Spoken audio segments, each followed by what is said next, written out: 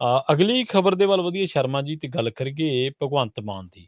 ਅਸਲ ਦੇ ਵਿੱਚ ਜਿਹੜਾ ਮਹਾਰਾਸ਼ਟਰ ਦੇ ਵਿੱਚ ਡਰਾਮਾ ਹੋਇਆ, ਪੋਲੀਟੀਕਲ ਡਰਾਮਾ, ਉਹਨੇ ਸਾਰੀ ਧਿਰਾਂ ਹੀ ਜਿਹੜੀਆਂ ਸਾਰੀਆਂ ਉਹ ਡਰਾ ਕੇ ਰੱਖੀਆਂ। ਆਪਾਂ ਨੂੰ ਪਤਾ ਨਿਤਿਸ਼ ਕੁਮਾਰ ਨੇ ਉਸ ਤੋਂ ਬਾਅਦ ਫਿਰ ਪਾਲਾ ਬਦਲ ਲਿਆ। ਉਹ ਕਹਿੰਦੇ ਵੀ ਬੀਜੇਪੀ 'ਚ ਰਹਿ ਕੇ ਸਰਕਾਰ ਡਿੱਗਣ ਨਾਲੋਂ ਤਾਂ ਚੰਗਾ ਸਰਕਾਰ ਹੀ ਹੋਰ ਧਿਰਾਂ ਨਾਲ ਬਣਾ ਲਓ। ਮੌਸਮ ਵਿਗਿਆਨੀ ਤਕੜਾ ਉਹ ਨਿਤਿਸ਼ ਕੁਮਾਰ। ਔਰ ਕਾਂਗਰਸੀ ਕਹਿ ਰਹੇ ਆ ਵੀ ਜਿਹੜੇ ਭਗਵੰਤ ਮਾਨ ਨੇ ਉਹ ਏਕਨਾਥ ਸ਼ਿੰਦੇ ਬਣ ਸਕਦੇ ਨੇ। ਏਕਨਾਥ ਸ਼ਿੰਦੇ ਪਰ ਤਾਂ ਪਤਾ ਹੈ ਕਿ ਏਕਨਾਥ ਸ਼ਿੰਦੇ ਕੌਣ ਹੈ? ਨਾਮ ਹੀ ਪ੍ਰਵੀਨ ਜੀ, ਇਹ ਚਰਚਾ ਨਾ ਕਾਫੀ ਦੇਰ ਪਹਿਲਾਂ ਤੋਂ ਵੀ ਚੱਲੀ ਸੀ। ਆਹ ਮਾਮਲਾ ਤਾਂ ਚਲੋ ਹੁਣ ਆਇਆ, ਉਹ ਤੋਂ ਪਹਿਲਾਂ ਵੀ ਚਰਚਾ ਚੱਲੀ ਸੀ, ਖਾਸ ਕਰਕੇ ਜਦੋਂ ਭਗਵੰਤ ਮਾਨ ਹੋਰੀ ਮਿਲ ਕੇ ਆਏ ਸੀ ਬੀਜੇਪੀ ਦੇ ਲੀਡਰਾਂ ਨੂੰ। ਪਰ ਬਤੌਰ ਮੁੱਖ ਮੰਤਰੀ ਨੁਮਾਇੰਦਿਆਂ ਨੂੰ ਮਿਲਣਾ, ਕੇਂਦਰ ਸਰਕਾਰ ਦੇ ਮੰਤਰੀਆਂ ਨੂੰ ਮਿਲਣਾ ਇੱਕ ਪ੍ਰੋਟੋਕਾਲ ਵੀ ਹੈ, ਤੇ ਤੁਸੀਂ ਪੰਜਾਬ ਦੀਆਂ ਤਜਵੀਜ਼ ਵੀ ਰੱਖਣੀਆਂ, ਮੰਗਾਂ ਵੀ ਰੱਖਣੀਆਂ, ਸੋ ਬੈਠਕਾਂ 'ਚ ਵੀ ਜਾਂਦੇ ਰਹੇ ਨੇ।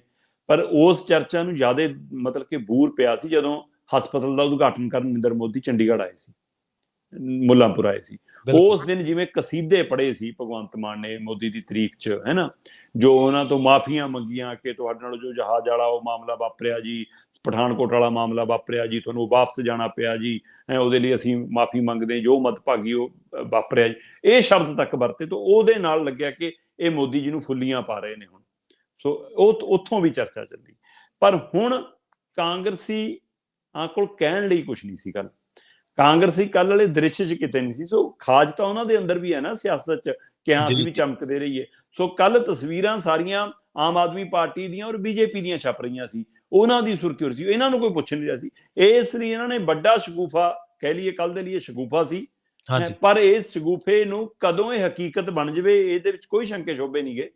ਸ਼ਗੂਫਾ ਉਹਨਾਂ ਨੇ ਇਸ ਲਈ ਛੱਡਿਆ ਕਿ ਰਾਜਾ ਵੜਿੰਗ ਨੇ ਵੀ ਕੱਲ ਇਹੀ ਜੀ ਬੋਲੀ ਇਹੀ ਜੀ ਬੋਲੀ ਪ੍ਰਤਾਪ ਬਾਜਵੇ ਨੇ ਬੋਲੀ ਕਿ ਭਗਵੰਤ ਮਾਨ ਏਕਨਾਥ ਸ਼ਿੰਦੇ ਬਣ ਸਕਦੇ ਨੇ। ਉਹ ਮਤਲਬ ਤੋਂ ਸਾਫ਼ ਹੈ ਕਿ ਇਹ ਕਦੇ ਵੀ ਬੀਜੇਪੀ ਨਾਲ ਵੀ ਜਾ ਸਕਦੇ ਨੇ।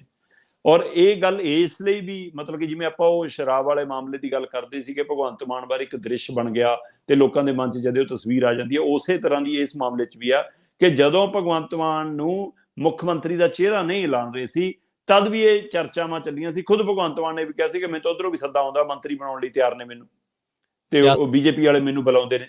ਸੋ ਇਸ ਲਈ ਇਹ ਪਹਿਲੂ ਜਿਹੜਾ ਹੈ। ਔਰ ਦੂਸਰੀ ਗੱਲ, ਇਹ ਪੰਜਾਬ ਦੀ ਸਿਆਸਤ ਦਾ ਊੜਾ ਆੜਾ ਵੀ ਜਿਹਨੂੰ ਆਉਂਦਾ ਹੈ ਨਾ, ਉਹਨੂੰ ਵੀ ਪਤਾ ਹੈ ਕਿ ਭਗਵੰਤ ਮਾਨ ਦੇ ਭਾਜਪਾਈ ਲੀਡਰਾਂ ਨਾਲ, ਮੈਂਬਰ ਪਾਰਲੀਮੈਂਟ ਵਾਲਿਆਂ ਨਾਲ, ਮੰਤਰੀਆਂ ਨਾਲ ਚੰਗੇ ਸੰਬੰਧ ਨੇ, ਕਿਉਂਕਿ 2 ਵਾਰ ਮੈਂਬਰ ਪਾਰਲੀਮੈਂਟ ਰਹੇ ਨੇ, 5 ਸਾਲ ਪੂਰੇ, ਤੇ ਉਸ ਤੋਂ ਬਾਅਦ ਅਗਲਾ ਕੁਝ ਵਕਫਾ ਜਿਹੜਾ ਸਾਲ ਸਵਾ ਸਾਲ ਦਾ।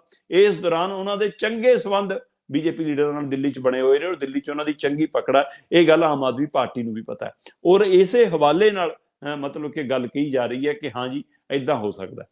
ਪਰ ਇਸ ਮਤਲਬ ਕਿ ਸਮੇਂ ਦਾ ਫੇਰ ਹੁੰਦਾ ਹੈ। ਏਕਨਾਥ ਸ਼ਿੰਦੇ ਬਣਨ ਦੇ ਲਈ MLA ਵੀ ਚਾਹੀਦੇ ਨੇ ਨਾ ਜੀ।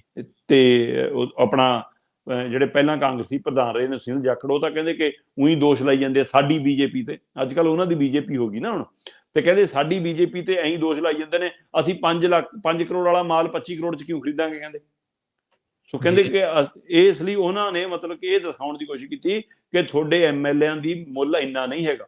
ਮੁੱਲ ਸਵਾਲ ਰੁਪਈਏ ਦਾ ਵੀ, ਮੈਂ ਕਹਿੰਦਾ 1 ਰੁਪਏ 'ਚ ਵੀ ਜੇਕਰ MLA ਵਿਕਿਆ ਤਾਂ ਵੀ ਉਹ ਲੋਕਾਂ ਦੀਆਂ ਵੋਟਾਂ ਵੇਚਣਾ ਹੀ ਆ ਨਾ। ਲੋਕਾਂ ਨੇ ਤਾਂ ਤੁਹਾਨੂੰ ਜਿਹੜੀ ਪਾਰਟੀ ਲਈ ਚੁਣਿਆ ਉਸ ਲਈ ਚੁਣਿਆ। ਮਤਲਬ ਰਿਸ਼ਵਤਖੋਰ ਹੋਣਾ, ਬਕਾਊ ਹੋਣਾ, ਚਾਹੇ ਕਰੋੜ ਦੇ ਹੋਵੋ ਚਾਹੇ 10 ਪੈਸੇ ਦੇ ਹੋਵੋ, ਭ੍ਰਸ਼ਟਾਚਾਰ ਤਾਂ ਉਨਾ ਹੀ ਹੈ ਨਾ।